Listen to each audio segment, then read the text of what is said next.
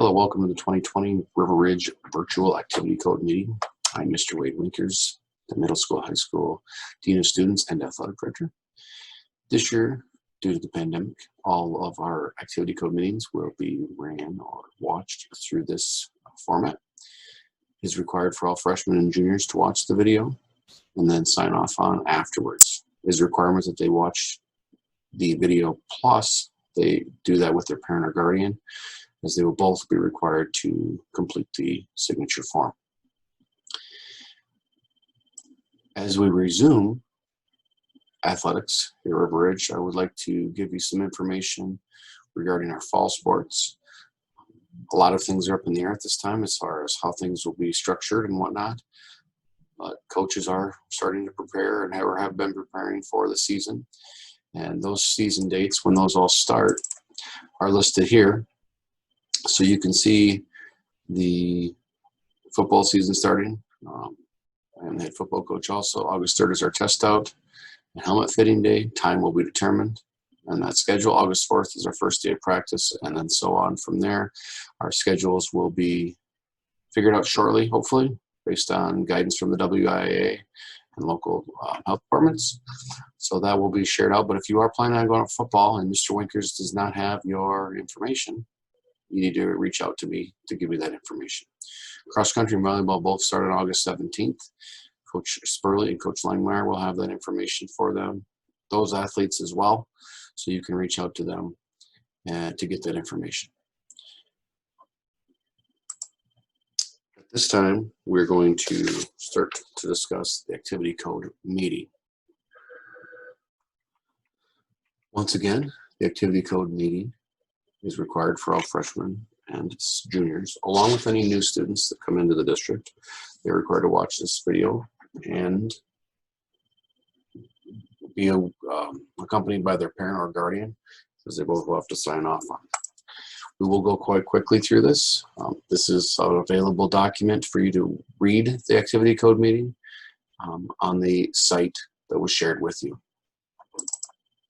This is River Ridge School District mission statement, stating that we will provide a safe and challenging environment for all of our students, and we will encourage them and get permanent involvement and so on. The philosophy is our expectations on all students and all activities, not just athletics or certain groups. These are all students in our building. We expect high standards from them all: sportsmanship, respect, and then just flat cooperation. We also expect our students to appropriately dress when activities are in school and use language that is acceptable whenever they are in public or around other individuals. Dress code is a huge piece in our student handbook, and then we expect students to follow that to the expectation of that code. These are many of the activities along with athletics that are affected. Some of these we've added over the last few years, but we have a lot of involvement in our FFA program and our FBLA program, are two very prominent places, along with our choir and our band. So within all these different organizations, the code must be followed. And if you plan on joining these organizations after the fact of this code meeting, you'll have to come back in and watch the video. It is not limited to these, though, at the same time. Co-curricular eligibility, students in grades 9 through 12 is what this video pertains to. We also require this for our middle school students, but the 9 through 12 is what this code is designated for specifically.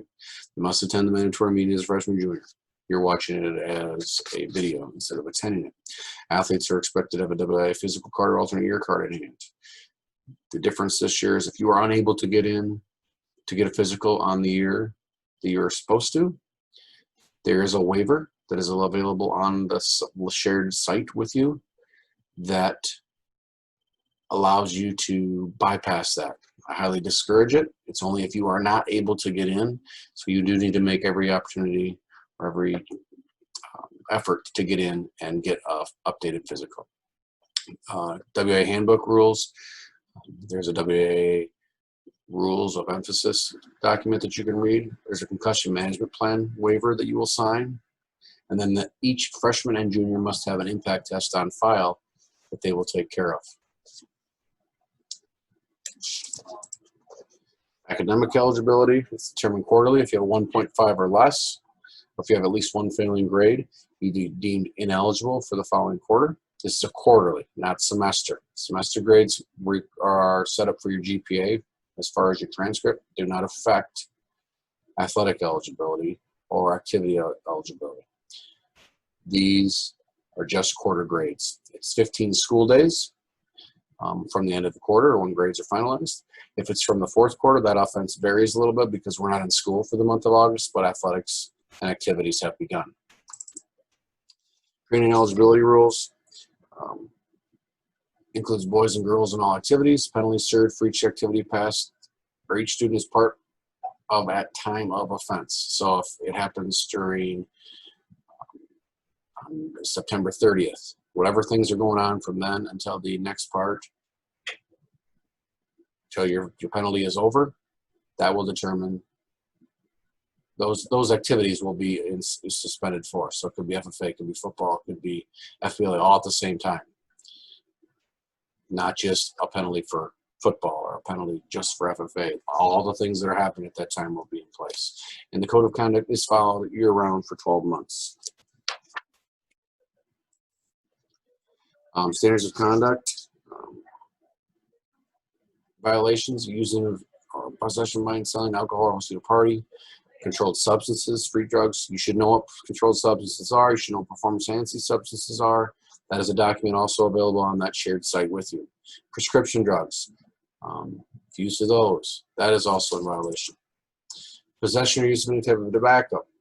Attendance at any gathering or party which there is illegal activity. So if you attended a party where a lot of illegal activity is happening, and that was the intent of the party or intent of the activity, then that would not be, you could not just be there. Even if you weren't partaking in the illegal activity. If you were there, you're in violation.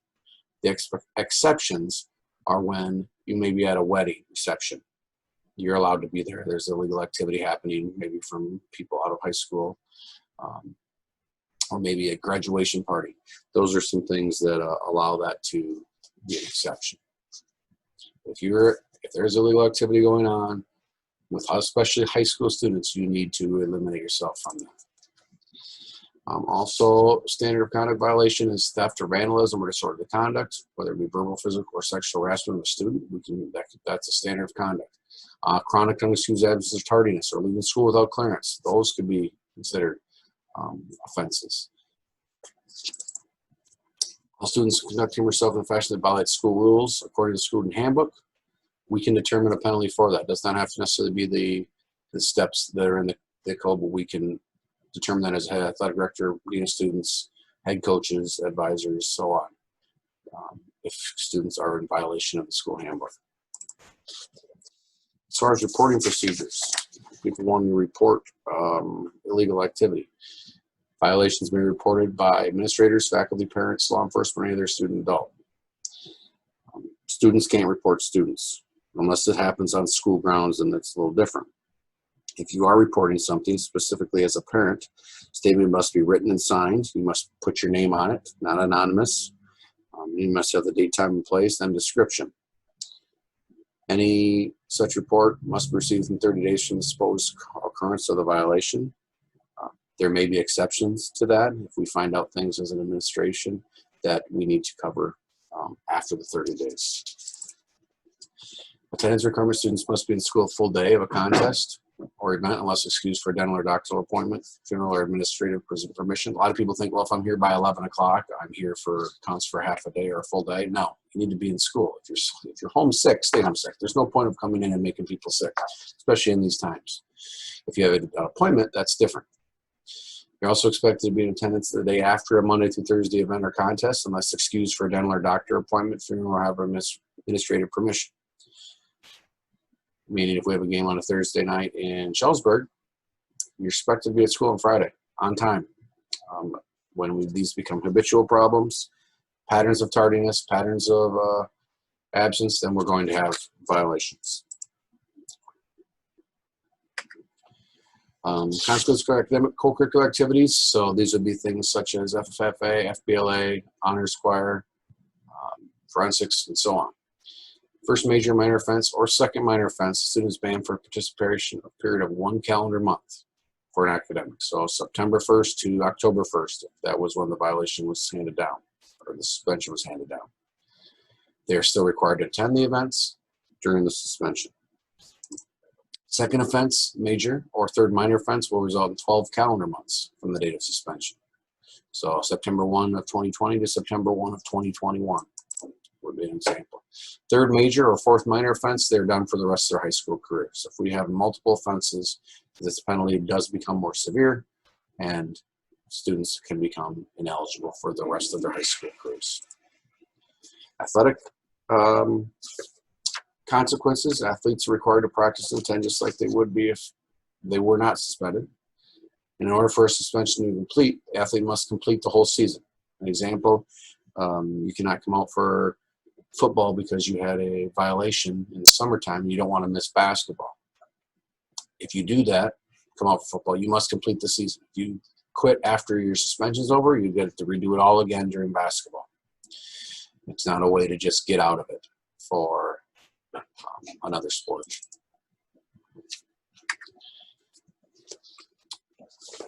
Length of the suspensions are determined by multiplying by the number of regular scheduled events by the percentage of the season one is suspended. So, for example, basketball is 24 games, so we multiply by 1/3, or the percentage of that, I should say. And then if it's a fraction, it will be rounded up because you have to miss that part of the fraction of a game, and we cannot miss partial games. We have to miss complete games. Major violations continue, like the buying, selling, possession, use of alcohol and illegal drugs, hosting the parties where illegal things are happening, tobacco products, prescription drugs, felony theft, vandalism. Also, expulsion or suspension of a student from school as a result of some harassment. Those can be considered major violations. Offenses that result in injury or bodily harm to other individuals. Major violation consequences. First offense is 33% of the season. Second offense is a calendar year. And the third offense is the remainder of the high school career. Minor violations, just attending things that are illegal activities going on. Maybe you're not partaking, but there is illegal activity. That would be a minor violation. Unexcused absence, habitual truancy. Those are types of things. Any unlawful non-felony. So disorderly conduct. Now, these are usually done, taken care of through the activity or student handbook or discipline policy, but we can transfer them over to the co-curricular policy if severe enough. Minor violation consequences has an extra step. First offense is 10%, second offense 25%, third offense 1 calendar year, fourth offense would be a reminder. Honesty clause, this is only for your first offense only. If you self-refer by 10 o'clock the next working day following an infraction, so it happens on Saturday, you at 10 o'clock on Friday morning or Monday morning, you hand that in to me, you can have a reduced penalty. If it was a minor violation, so you were at a party and it got busted, that would be a 10% off of that minor, which would be no penalty. Major will be 10% off the 33%, which will be 23%. It will still exist if another offense occurs down the road. Coaches, advisors, protocol, non-compliance with curfew, grooming, or bus travel, those are all their decisions. They can make set those standards. They can set unexcused absences or tardiness to practice and events. They can determine playing time in those senses and any other punishments, along with any other rules that they feel necessary for their program. The appeals process, student or parent guardian may appeal the initial decision made by the code committee. If they do so, it has to be within writing in 5 school days. If we agree to the appeal, the student must be present. It can't just be a parent coming. The student must be there as well. Transportation guidelines. Students are expected to ride to and from events on the transportation provided by the school. We are there. They are the responsibility of the school when they ride to the event on our transportation. And we do make exceptions to that occasionally, for whatever it might be. Maybe a funeral or things like that will allow them to make the bus. Maybe they're on a trip with another group, so they have to do a little transfers from an FFA event to a volleyball event or what say. Some coaches will allow athletes to ride home with parents after events. That is totally that coach's decision, but it's responsibility of the parent that that student rides with them. They are signing them out to the parent, not to a friend or an aunt or uncle, to the parent. Awards, lettering, the head coach of each sports determines which individual has earned a letter. They have the policies in place within their program. Senior plaques, at the end of the year, any athlete that was a senior that lettered as a senior will receive a senior plaque. Postseason awards, if co-curricular violations during a season will make the athlete ineligible for postseason awards during that season. In other words, if they have a code violation during basketball, they are not eligible for postseason awards. If a violation is found after an All-Star game selection, that will eliminate them from participating in that event. When you get off of here tonight, this is kind of an older slide, but make sure you take care of all the things you need to do before athletics or code. Physical to your card, sign code, concussion training, trainer form, and WIA form. That'll all be on the same document that you'll fill out. Make sure you're updating your information as far as emergency information within the school on JMC. Make sure your impact test is done. Your co-curricular fee is paid. Fall practices, ignore that. Football does not start tomorrow. Normally it would. It'll start on August 3rd and 4th. Volleyball and cross country, that will start on August 17th, not the 19th. That is in there as well. If there are any questions, please feel free to email me at the school, and I will get back to you as soon as possible and hopefully direct you in the right direction. With that said, enjoy the 2020 and 2021 school year, and go Timberwolves.